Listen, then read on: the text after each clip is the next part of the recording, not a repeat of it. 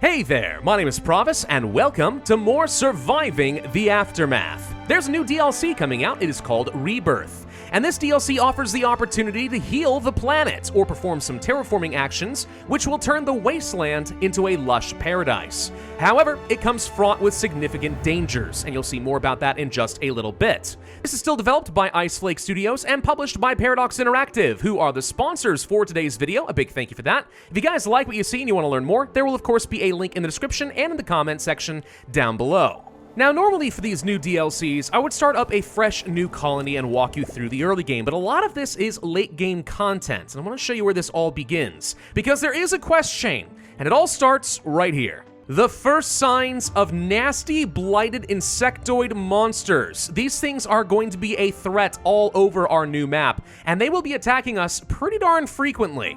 But that's not the real danger, because that leads to this next event. Two men are going to arrive at our gate, and they are showing signs of sickness. They're trying to warn us of an infection, then suddenly they convulse and fungal mycelium bursts out of their skin, and they start attacking people, like zombies or something. And these guys are actually no joke. They got a lot of HP, and they can do a whole load of damage. You really need to have some guards on hand to deal with this, or you're going to be in a lot of trouble.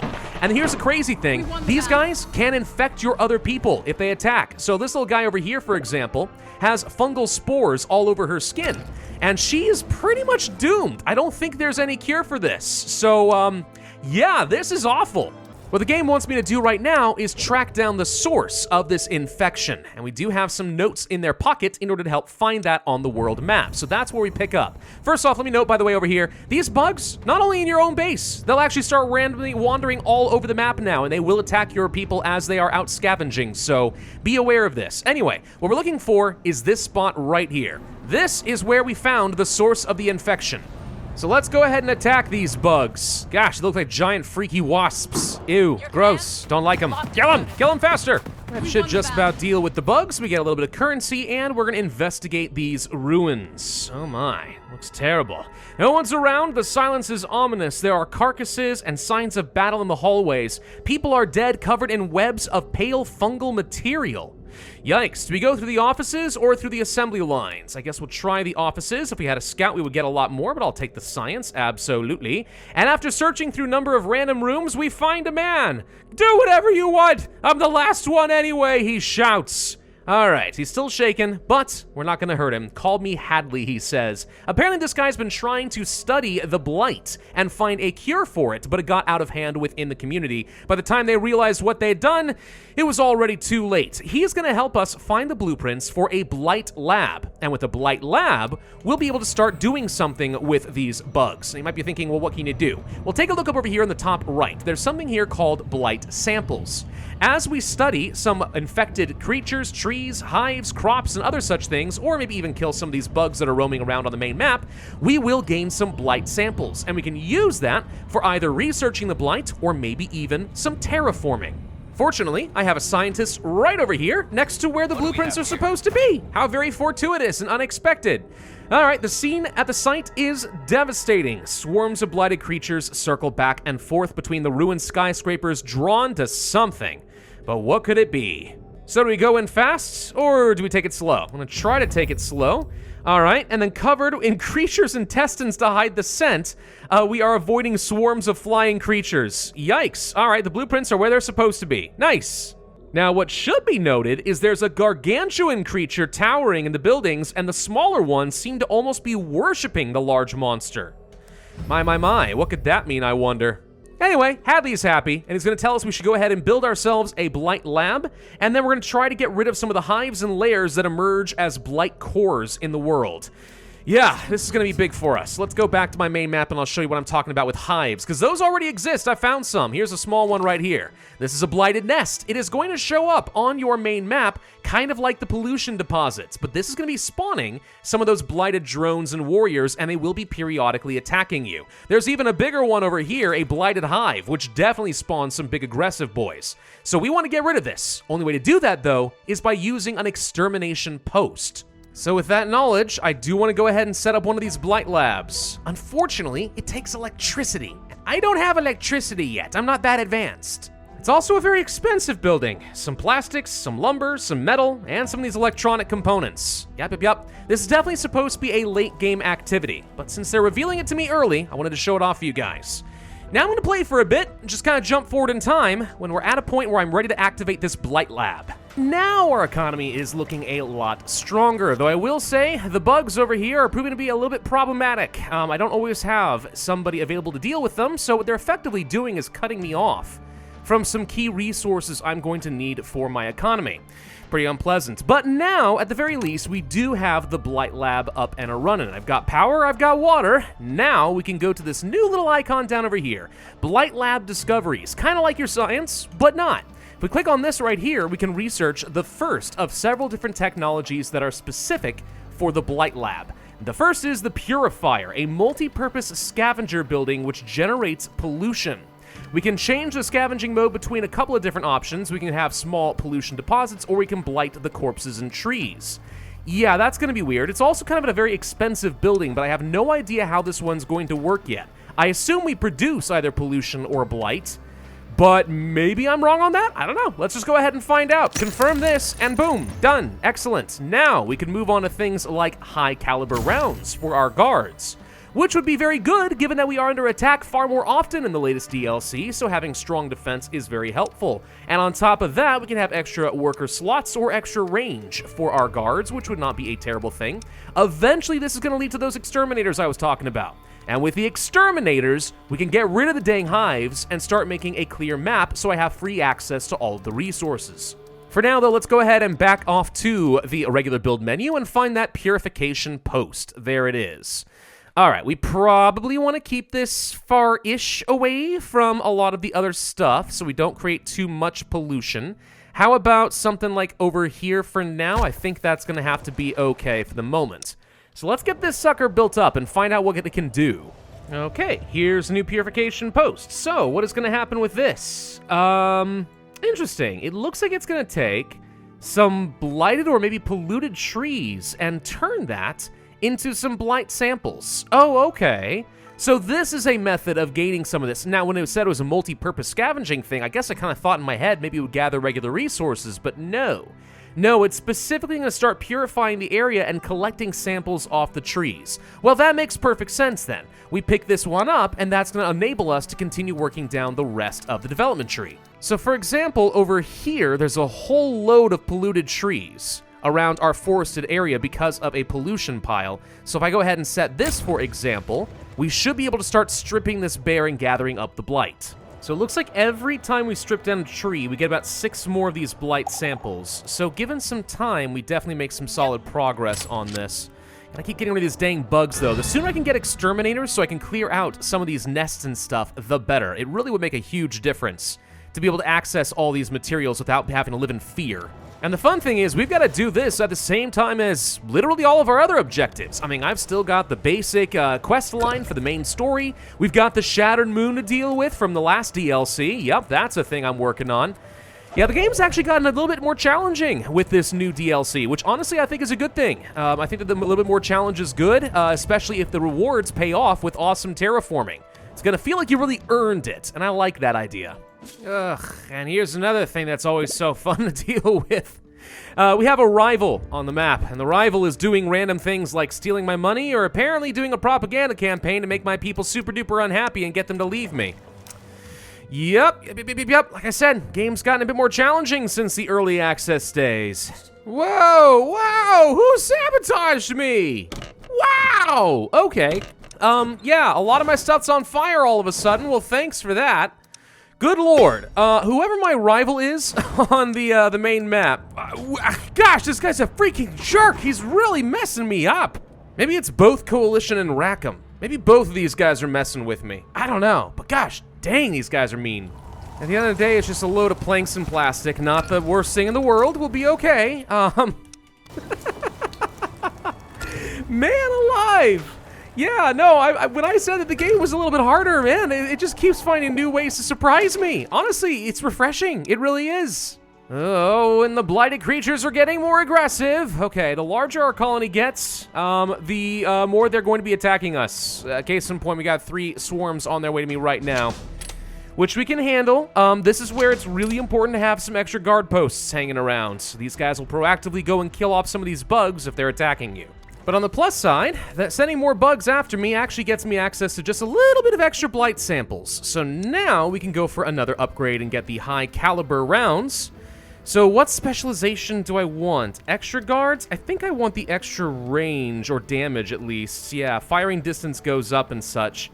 Seems pretty decent. We get the damage no matter what. Range or more people? Let's go for the range. Alright, so that's done. Now we have to work toward Extermination.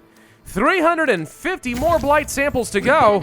Okay, now jumping forward a fair bit more, we've actually got some solid progress on our Blight. We're ready to move on to level 3, and I'm hoping that this is going to be a big kickoff for the rest of the Rebirth content. We'll find out in just a minute, so let's go ahead and turn the Blight Lab back on and start delivering. It actually started getting a little bit easier to collect more of this, because as we've grown in strength, and the bugs get a lot more antsy, what I was finding is that all these hives over here, of which there's a lot, a couple of cores, a lair and stuff over here, started spawning things like these little queens, and these guys were attacking me on a fairly regular basis, so every time we deal with them, that's an extra 16 or so of this Blight, which is great. Turns out, guards, pretty darn impactful. I actually really like that in this DLC, guards are an absolute necessity for a lot of different reasons. It's kind of cool. All right, so let's go ahead and take a look at that Blight Lab upgrade. Exterminators! I feel like a Dalek.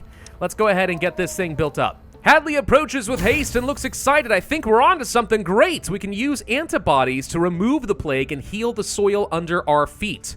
All right, so the next thing that he wants me to do is research those terraformers, and that is absolutely something I intend on doing. That's the next level.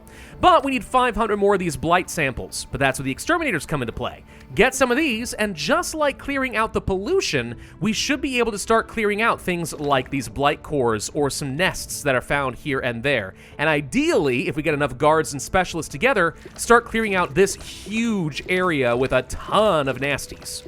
So let's start by going over here to some of the purification posts and upgrade them. A fair bit of concrete involved in this, which is kind of a late game resource. So this does end up being a bit expensive, but even one or two of these things upgraded is going to be well worth it for me. So there's our first extermination post. So we want to have a couple people assigned over here. As far as some work areas, looks like we actually can't do anything with the Blight cores yet, so that's not an option. And I think a couple of these nests over here actually exhausted themselves over time, or something changed to remove them, which is interesting.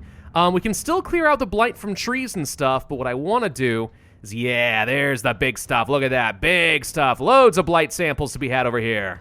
These guards really are quite remarkable. They're actually stronger, I think, than some of my specialists at this point. So if I cluster up a bunch of them together, we can go ahead and clear out this queen in practically no time flat. Beautiful, look at that. I'm gonna get over here with these guys and see if we can clear out another queen that I think was over here as well. Maybe I'm wrong on that. Queenie queen? No, not here? Oh, okay. All right, you guys can go about your business then. Go back home. But yeah, no, we're gonna use guards very effectively to keep purging all of these critters and start raking in the Blight points. And actually, let's get a whole bunch of these guys together and go deal with one of these sandworms. These stupid centipedes are still unbelievably dangerous. So if we can take them out quickly, there we go. No problem at all. Oh man, I love the guards. These guys are great. Ooh boy, but of course, you know, in addition to working on all these other extra projects, we still got our own other regular problems to deal with. 29 colonists infected. Yeah, this pandemic's really getting around. That's fun. Oh no, somebody got blighted. No. Yeah, still no cure for that. I'm not sure there ever is going to be honest. Looking further down the tree, I'm pretty sure it is going to be impossible. The only thing I can hope for at some point is the Blight resistance, which is going to make it much more difficult for my people to get blighted as they are fighting against the beasts. But yeah, that's going to be a little bit tricky. Thieves failed to steal my goods. Good lord. I've been trying to do quests with you guys and make you like me, but apparently that just ain't good enough. All these other civs are just trying to mess me up every chance they get. Oh, it's almost like it's a dog-eat-dog world, you know, a post-apocalyptic world with everyone out for themselves. Oh, I don't know why I'm complaining so much. In hindsight, that seems obvious. Should have enough Blight to continue. This actually didn't take terribly long at all. This went way, way, way faster, which is good. It means we're finally making some serious progress. And I got a lot more of the Blight samples sitting around, so this shouldn't take too long. So let's try moving on to a tier 4 for our Blight lab, which is going to unlock the oh-so-coveted terraforming option. Well, I say that, now we're under attack by a bunch of rat bugs. But that's fine, we can handle that. So the question becomes, for our basic terraformers, do we want terraforming speed, so we can do it quickly, but it takes a lot of workers? Or do we want to have a capacity boost where we can have extra work slots? Work faster or extra slots? I think it really comes down to whether I have extra people or not, which at the moment I don't, so meh. Maybe it would be best to just go for the speed. With the basic terraformer now unlocked, we will be able to terraform the soil for better food and water production. Excellent. Later, we can get the even more advanced terraformer, which is going to beat back the Blight officially, but for now, we can't really do that. We can just kind of make this place a little bit more livable. I believe what this is primarily going to be doing is boosting up things like the soil fertility and the moisture levels, which obviously is great. It means we'll be able to sustain a much, much, much larger population in a small, tight-knit space. So what is this new little bar I see up over here? Terraforming progress. If you build the advanced terraformers and fuel them with blight samples, we can turn the entire colony map into terraformed soil? Wow. Okay, I mean, that could be pretty strong. So where is a basic terraformer? Where would I find that? I think that's under the exploration tree. There it is. All right, basic terraformer takes some water, takes some power, and a bunch of materials. Do this, we can start terraforming. Where do I want to terraform, though? Good question. Tell you what, we're going to start with this area up over here. There's a lot of wide open space that I can work with. Seems about perfect. So that's a terraformer done. So we can get water and energy. Okay, so the best thing to do for that, then, is probably to go ahead and set up some solar panels. Plus, we'll, of course, need to have a transformer and a battery, so that's all very easily done. But as far as water, I think we need to have a water tower. So you set something up like over here, for example, and that gets this all hooked up. This actually becomes very convenient, though, as far as the placement for a water tower, because I should be able to set up some irrigated farming land in this area as well. And as long as this soil is terraformed the way it's promising it will be, that actually could be some really solid food production. So the basic terraformer is working. Oh, I did not realize this is going to create some of the blight samples for me as well. Well, that's nice. Is it too early to see this working? No, we can actually see it starting to work. The soil fertility is starting to come in here. Little spots of this bluish stuff. I imagine this is going to eventually fill in this entire radius. Just going basically by color gradients, I have to assume this stuff's actually going to be more efficient than the high fertility regions I've been trying to farm in. So actually, terraformed soil might be superior in every possible way. And now the blighted creatures are going to get even more aggressive. Well, it's a good thing I've already been clearing out a whole bunch of your nests, huh? I think we're ready for the next round of blight upgrades. Let's go for it. Blight resistance. Do we want to have exterminator gear so we get rid of these things faster? Or do we want to go for flowers and beetles, which means we get extra blight samples from crops and such? Probably the exterminator gear, if I had to guess. All right, and the next thing we would work on is the advanced terraforming. Looks like we finished terraforming this region entirely. Oh, look how lush it is. It's so nice. All right, and you can see up in the top right, we've barely made any progress on terraforming the map, about 3% in total. Oh boy. Yep, there's going to be a lot to terraform there, but nonetheless, I'm already starting to see some value in this for sure. Let's go ahead and try terraforming close to where I've already got some farms, like over in this general area. And that's going to boost up even more productivity in this region. And I guess actually my question would be, can I get rid of this basic terraformer? Do I even need this here anymore? Like, if I delete this, I should be able to get a bunch of stuff back, including some electronics I need. I don't imagine that the land is going to start reverting back to its prior state. I could be wrong on that, and if that's the case, I'm going to feel really silly. But let's keep an eye on this. Well, looks like the good news is the soil fertility does stick around indefinitely. That's fantastic. So once we've terraformed an area, we don't have to worry about coming back. I do like that.